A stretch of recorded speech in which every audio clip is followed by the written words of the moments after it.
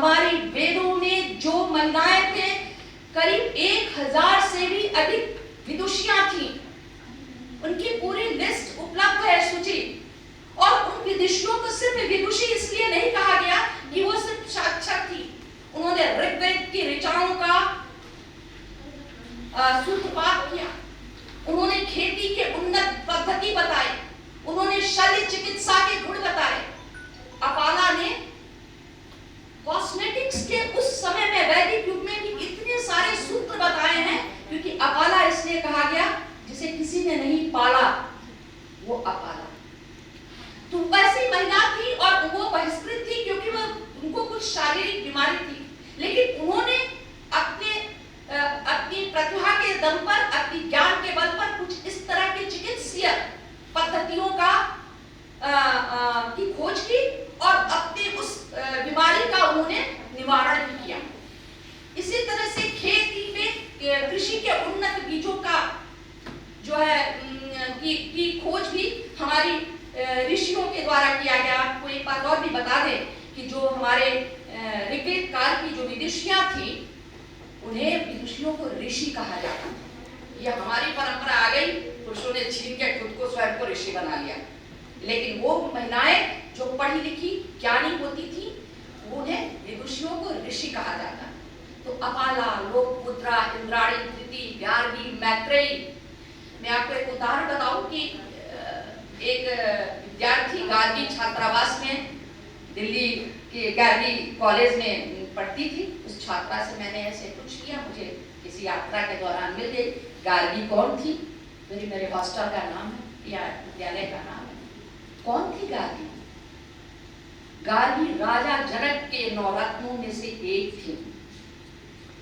ऋषि गार्गी महाराजा जनक वैदेव के 9 रत्नों में से एक थी, जिसे हमें यह कह दिया जाता है कि हम हाशिए प्रत्यय और भारत की स्त्रियों की बहुत बड़ी दुर्दशा थी। ऋग्वेद काल में गार्गी ने ऋषि याज्ञवल्क्य के साथ शास्त्रार्थ किया था, और ऋषि याज्ञवल्क्य जो कि बहुत विद्वान माने जाते थे, उन्हें पराजित कर दिया था शास्त्रार्थ में। ऋषि याज्ञवल्क्य को कहना पड़ा कि गार्गी तुम अब बंद करो अपना यह तर्क हमारे साथ, क्योंकि उनके पास कोई जवाब नहीं था। ये थी हमारी विदुषियां, ये थी भारत की नारी, ये थी भारत की जो कहती है महान बेटियां, स्त्रियां, नारियां। लेकिन कहा क्या गया? सती प्रथा देखिए, बेटी को जला के मार देना देखिए।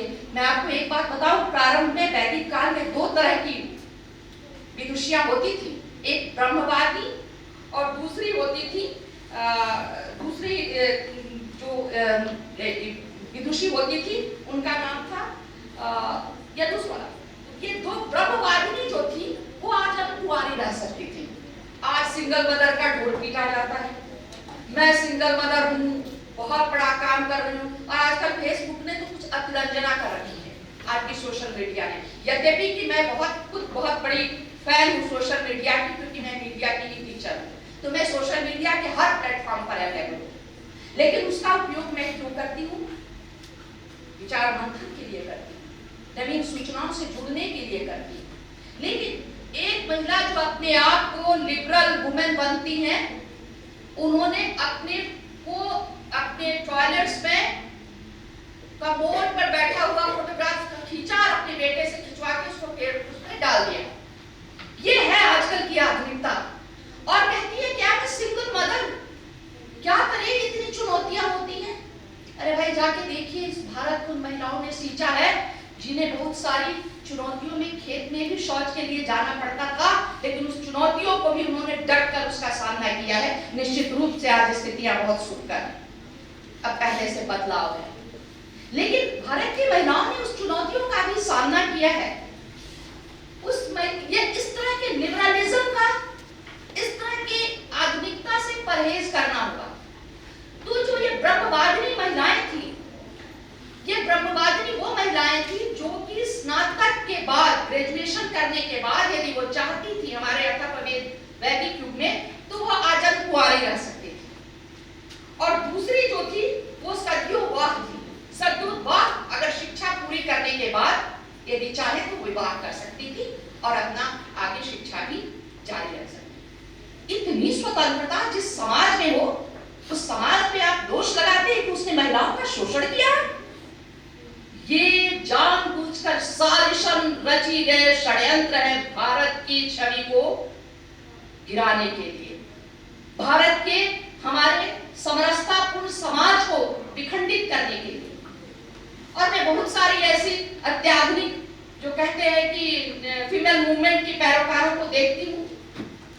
आप ही बताइए, आप ये कहती हैं कि हमारे महिलाओं के साथ बहुत ज्यादती हो रही है। जब आपका बेटा आपकी आंखों के सामने खेलता है तो आप उसके साथ भी तो सलूक नहीं करती, आपके मापदंड तुरंत बदल जाते हैं।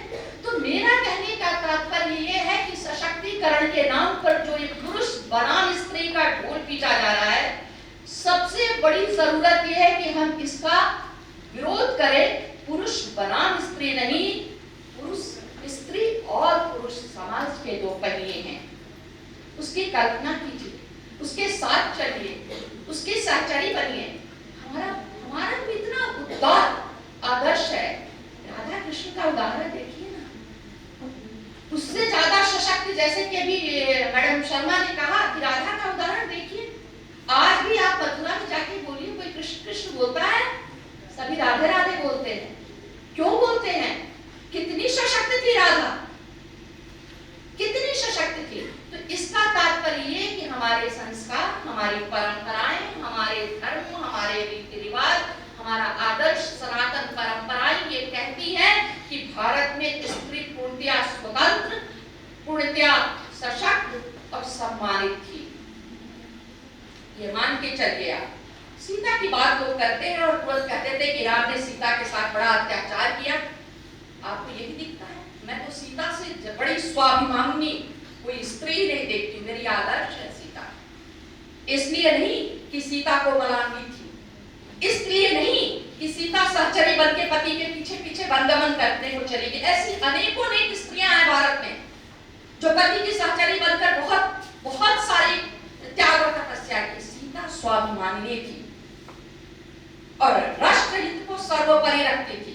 उसे यह लगा कि अगर इस लोक जनतंत्र में, प्रजातंत्र में किसी प्रजा के ऊपर उनके मन में किसी भी तरह का संदेह उत्पन्न हुआ है तो हमारे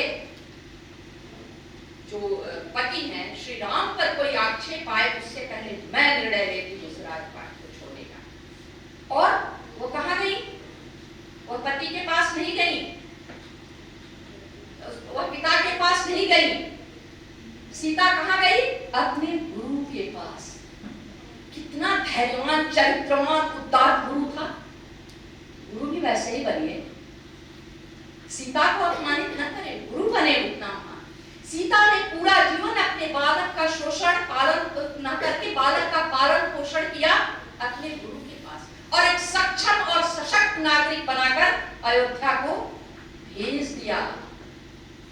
तो सीता को कम करके ना आता है।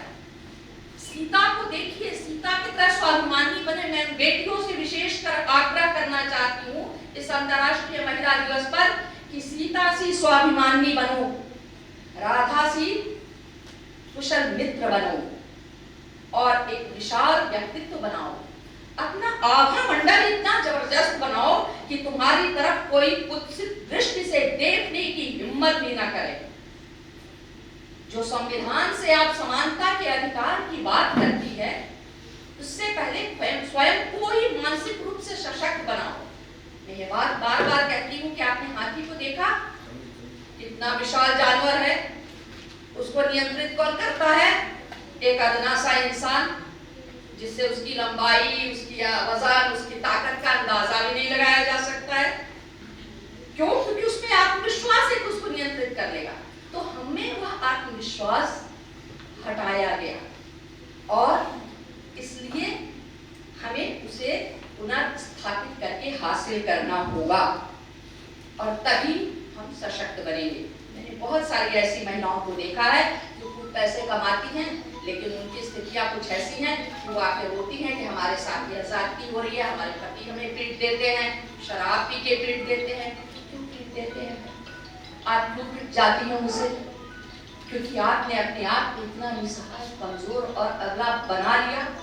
इसलिए इसलिए आत्मबल की जरूरत है, कॉन्फिडेंस की, और बड़े सपने देखना।